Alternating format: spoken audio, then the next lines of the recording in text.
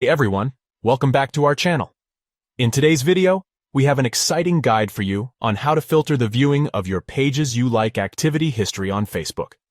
It's a great way to manage and review the pages you've recently joined or liked. Let's get started.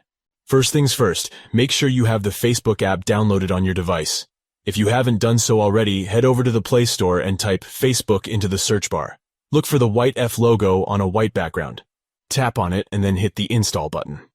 Once the installation is complete, open the app and sign in with your Facebook credentials. Great! Now that you're signed in, let's find your activity log to access your pages you like activity history.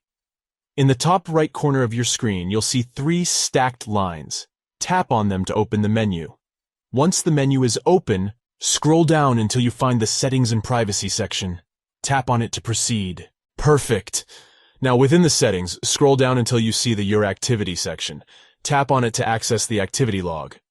Excellent, you're almost there. Within the activity log, look for the blue icon labeled Pages You Like. Tap on it to view all the pages you've recently joined or liked. Now, to filter the viewing of your pages you like activity history, tap on the cursor's icon. This will allow you to set specific filters for the reactions you want to view. You'll find options like categories and date that you can use to refine your filter and narrow down the pages you want to see. And there you have it. By filtering the viewing of your pages you like activity history, you can easily manage and review the pages you've recently joined or liked on Facebook. That wraps up today's guide on how to filter the viewing of your pages you like activity history on Facebook.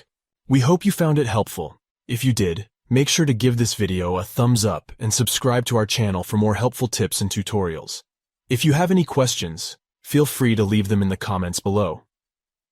See you next time.